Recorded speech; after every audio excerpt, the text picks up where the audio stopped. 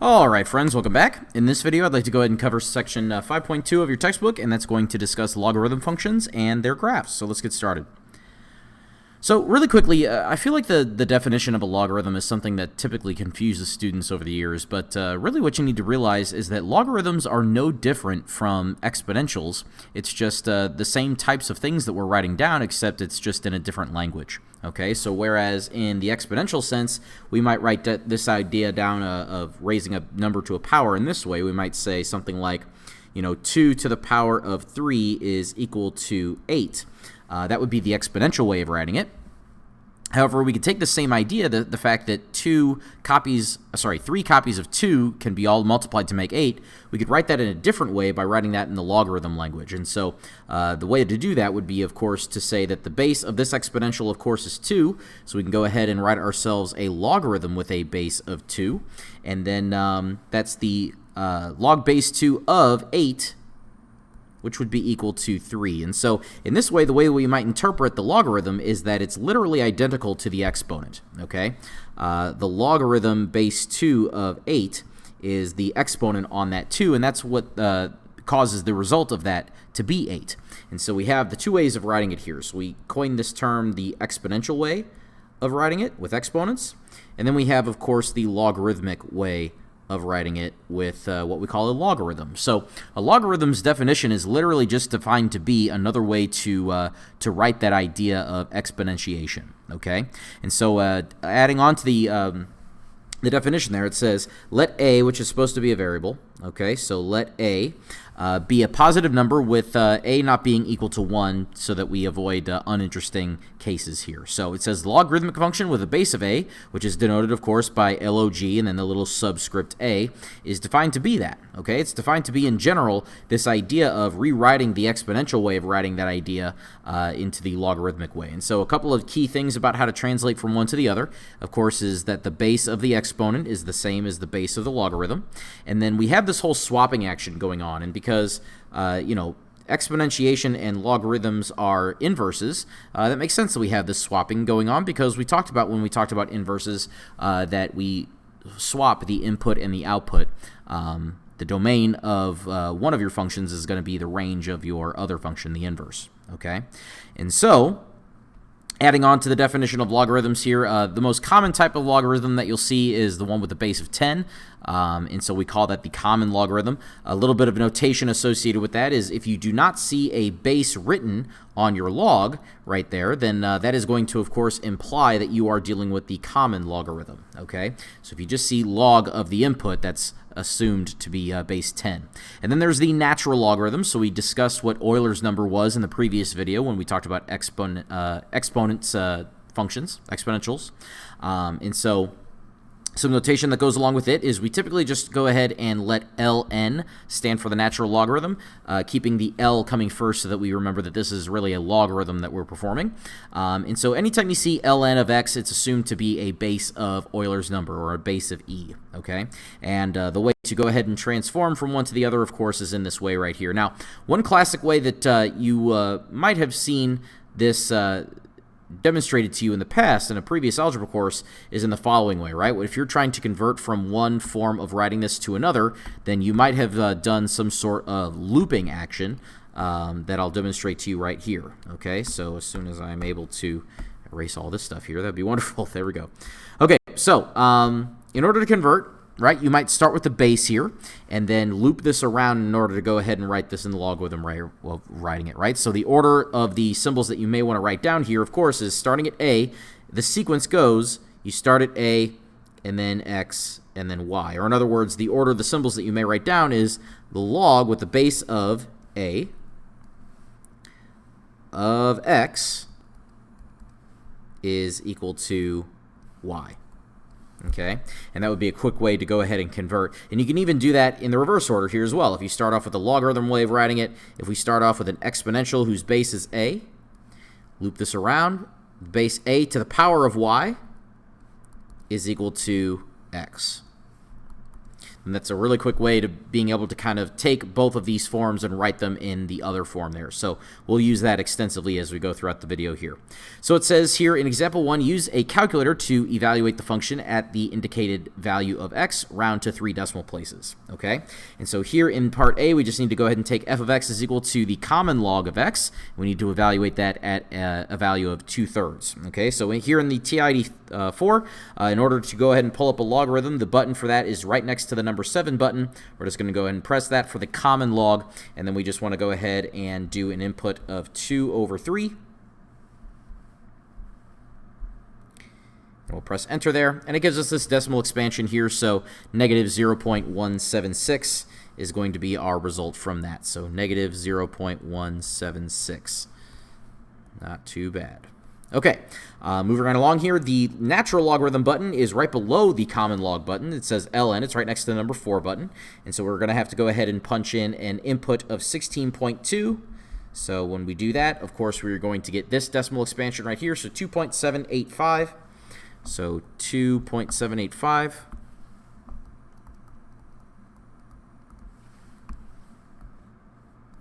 And then finally, for the very last one here, f of x is equal to 3 times the natural log of x. We just have to go ahead and throw in an input of 0.94. So 3 times the natural log of 0.94, we are going to get as our result negative 0.186 if we round to the nearest tenth. So negative 0.186. There we go. So just a little bit of review over where you could find those buttons on the calculator. Very important to point out. Here in this next example, we're going to convert forms. Okay, so we have a bunch of equations written in their logarithmic form. We need to transfer them to their exponential form, and vice versa. We have a couple that are written in exponential form that we're going to have to rewrite as a logarithm. Okay, so there's the example that we pointed out at the beginning of the video with 2 to the power of 3 equaling 8. Writing in its logarithmic form, it would look like log with the base of 2 of 8 is equal to 3. Okay, so don't forget the easy way of thinking about how to convert these is we just go ahead and always start with the base, and then we loop around. So this would be 2 to the power of negative 3 is equal to 1/8. Okay, so very simply done. 2 to the power of negative 3 is equal to 1/8. Not too bad. Okay, for this next one down here, we have the exponential equation. 10 to the 4th power is equal to 10,000. Again, we're going to go ahead and start off here with the base, which is 10. So a log with a base of 10, remember, that's your common log. So I'm going to go ahead and write that as just simply log without a base written there, because that's assumed to be the common one. And so 10 to the power, sorry, not 10 to the power, but a log base 10 of 10,000 is equal to 4. Okay, so common log of 10,000 is going to be equal to 4. There we go. Okay, you notice that the next one is done for you here, and we can even go ahead and do this whenever the numbers inside of our equation are irrational numbers with never-ending expansion of decimals without a pattern. And so we can go ahead and take care of this next one here, right? So remember that this is a natural log, and so the base of that is going to be e, and so we'll loop that around, right? So e to the power of this irrational number is equal to 2/3. So e to the power of negative 0.405 blah blah blah is equal to 2/3. Okay, not too bad. And then finally, for the last one here, we're just going to again loop this around. So a log with a base of e, keep in mind that's your common log, so we'll say ln, and then we'll loop that around. So the natural log of 148.4 and some change is going to be equal to 5. Okay, so a really easy way to remember that is, of course, that whole looping around action to convert one form into the other. Next example here, it says to evaluate the following without using a calculator, okay? And so how can we go ahead and think about this? Well, if we go ahead and give each one of these a name, then we can go ahead and use that loop around action to convert this to its exponential form, and then we can go ahead and maybe take care of it from there, right? So if we go ahead and give this a name, maybe call this x, then we can go ahead and say here that a base of 2 to the power of x is equal to 32. Okay, so 2 to the power of x is equal to 32, and so now all we have to do is figure out how many copies of 2 can you all multiply together to make a 32, and I believe that's going to be 5 copies of 2. So that means that x is going to be equal to 5 there. 2 to the 5th power makes 32. Okay, same thing on this next one. If we go ahead and give this a name, maybe call this x real quick, then we can say here that a base of 5 to the power of x is equal to 5. So 5 to the power of x is equal to 5. And so what do you need to raise 5 to in order to get 5 back? Well, that is just going to be 5 to the 1st power. Or in other words, x is equal to 1 will be the solution to that.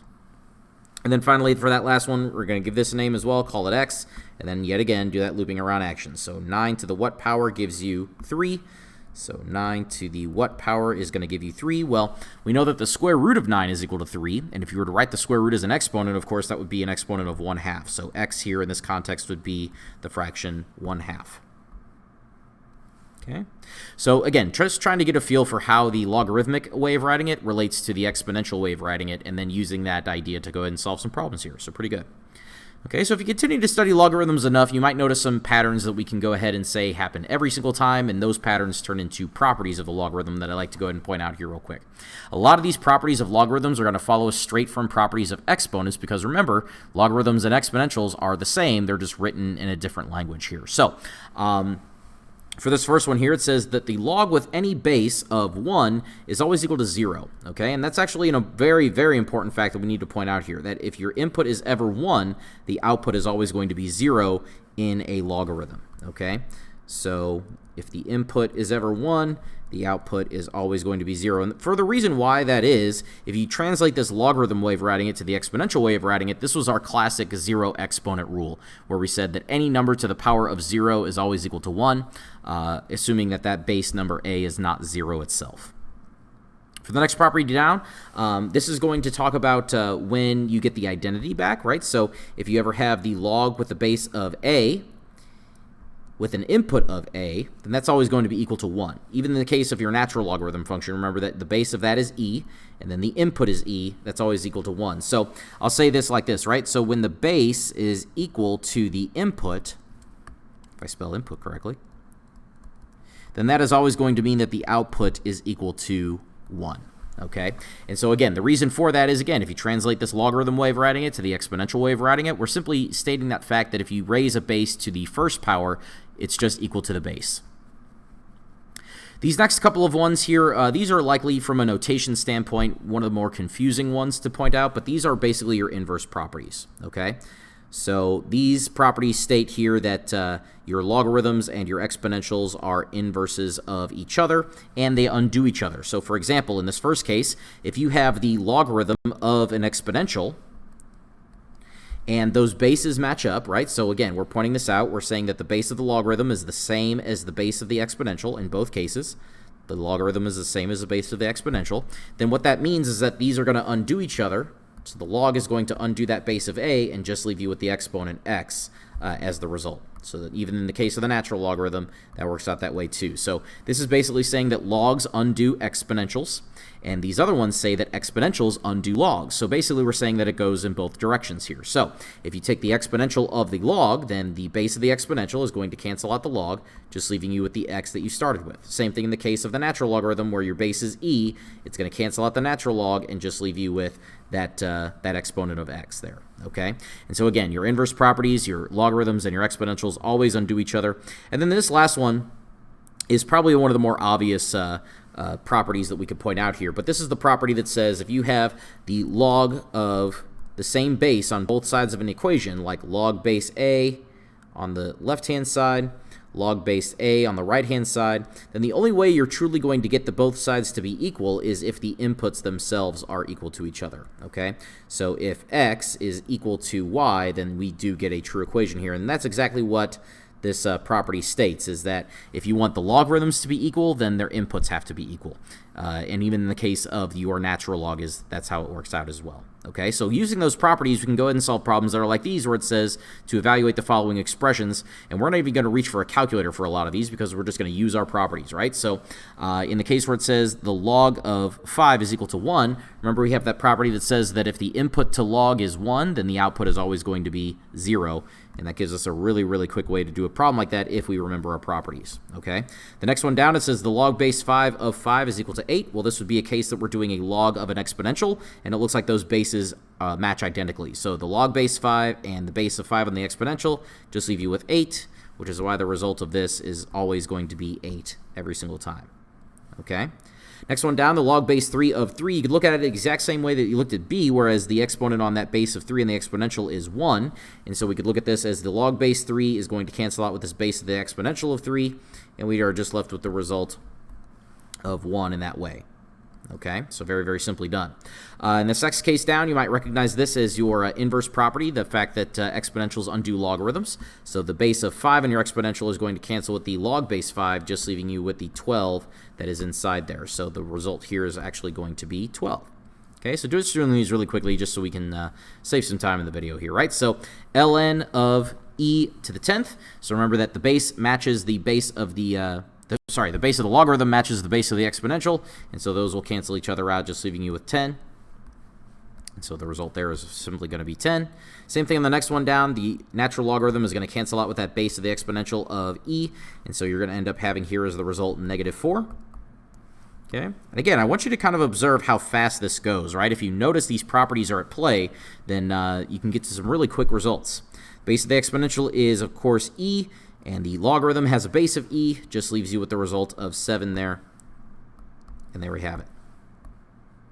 Okay? So, gives us some really quick ways to get some results, again, if we are on the lookout for those inverse properties and also those other properties that we discussed. Okay? Those properties are going to follow us here as we go ahead and make sense out of the graph of the logarithmic function. So, f of x is equal to log with any base of x. Let's talk about some key characteristics of these types of functions. Okay? Well, first of all, I'll remind you back in our inverses video that if you ever graph the original function and its inverse in the same viewing window, then they'll always have folding symmetry across the diagonal line y is equal to x. And that's something that we can confirm here in the picture by simply taking a look. This is what we talked about in the last video, is your exponential function right here. Y is equal to a to the x power, where a is some sort of positive number that's not 1. We can see here that we definitely have some folding symmetry across this diagonal line here to the graph of the logarithmic function with a base of a. Okay, and so one of the key things that you'll notice here as well is that one of the properties that we stated is that if your input is 1, then your output is always 0, which corresponds on the graph to the fact that the point with coordinates 1, 0 is always going to exist on that graph. And here are just some other key characteristics of the graph of a logarithmic function. Just remember that because this is the inverse of exponentials, we should find that the domain and range for the exponential are going to swap as we talk about the domain and range of the logarithmic function here. And so before, the domain of your exponentials was all real numbers, and the range was from 0 to infinity. Here, because we're talking about the inverse of exponentials, your logarithm, those are, of course, going to swap for us. The x-intercept is, of course, here, we talked about that, the point with the coordinates 1, 0. And because you are always reading from left to right, and you are climbing as you're going throughout this shape right here, this is always going to be an increasing function throughout its domain. And then if you remember from the last video that your exponential functions have a horizontal asymptote of the x-axis, if you were to mirror that across that diagonal line y is equal to x, then that would correspond to a vertical asymptote of the y-axis. Okay? Or in other words, I'll say here, aka the horizontal line with the equation x is equal to 0. Okay? So there we go, just a couple of key characteristics of those functions here. The next couple of slides talk about transformations of your logarithmic function, and these don't work any differently than any other function we've ever looked at, right? So this first slide just simply says that if you were to go through and add 3 to the input or subtract 3 from the sorry, not the input, goodness. If you were to add 3 to the output, f of x, and then subtract 3 from the output, f of x, then that would go ahead and correspond to some shifts, either up or down, that many units, which you can see here in the picture there. Okay, so that's definitely going to follow us here. We can go ahead and get horizontal shifts by going ahead and going inside to the input and either adding or subtracting 3. Just remember that as far as your inputs are concerned, that the interpretation, of course, here is that I'm going inside to the input and subtracting away either a positive or a negative number. And so here in the case where I say x plus 3, the interpretation really is that I am subtracting away negative 3, and the negative direction horizontally, of course, is to the left. And so anytime it says x plus 3, we're, of course, shifting to the left. And then in the case of this next one down here, wherever we're subtracting 3 from the x, of course, that is a positive number that we're subtracting away, and so for that reason, we're going to go ahead and shift in the positive direction there. So you'll notice that I also drew my vertical asymptotes in there as well. So according to my shifts there, again, these are boundary lines that the end behavior is never going to touch across. So something to kind of keep in mind as we talk about various types of functions here. And then, of course, we get to our reflections, right? So if you add a negative in front of the output, that, of course, is going to be a reflection over the x-axis. If you add a negative in front of the input, that's going to correspond to a reflection over the y-axis here. So you can see that I graphed my original function there in blue, f of x. A reflection over the x-axis is plotted there in red, and a reflection of the y-axis y-axis is plotted there in green for h of x there. So pretty darn simple. And then the last example that I want to go ahead and take care of here in this video is to just go ahead and describe some transformations. So the idea here is that we are transforming f into g, and we just need to take a look at the function changes of g and then describe those, right? So here in the case of the first one, we simply have the log with a base of 2 of x, and then it says simply plus 8. We know that that's going to go ahead and shift us up 8 units. In the case of this next one, we go inside to the input x, and we see a minus 6 there. So because we're subtracting off a positive number, we know that that's going to correspond to a horizontal shift in the positive direction, which is to the right. And so that'll be to the right 6 units. Here in this next one, we have a negative in front of the log base of 7, so that's a negative onto the output. So that's going to correspond to a reflection over the x-axis as its first transformation. And then secondly, of course, we see this plus 1 on the input. Keep in mind the interpretation there is that we're subtracting off a negative number, so horizontally we're going to go in the negative direction, which is to the left. So we're going to go ahead and shift to the left a matter of 1 unit. All right. And then in the case of that last one, it might be a little bit easier for you to think about if you go ahead and rearrange those terms there. So instead of 2 minus x, I'm going to rewrite that as negative x plus 2. And so that'll be the log base 5 thereof. And so because we put an extra negative in front of the x, the input, that is going to be a reflection over the y-axis. Handwriting is a little sloppy there, so sorry about that. Reflection over the y-axis if we are negating our input. And then, of course, the plus 2 on the inside, that is going to mean that we're going to be shifting to the left a matter of 2 units, okay? So just being able to take a look at your changes to your function formula and being able to describe how that changes the graph, very darn important, okay? And so that's all I have here for this video. So we talked about a lot. We talked about how logarithms are related to exponentials, how to transform from one way of writing it to the next. We talked about properties of logarithms that came from properties of exponents from back in the day. We talked about how to do problems both with and without a calculator. And then we took a quick look at the graphs of logarithms. So I hope this video has been of some help to you. Please let me know if you guys have any questions whatsoever, but thank you very much for your attention, and I'll speak to you in the next one.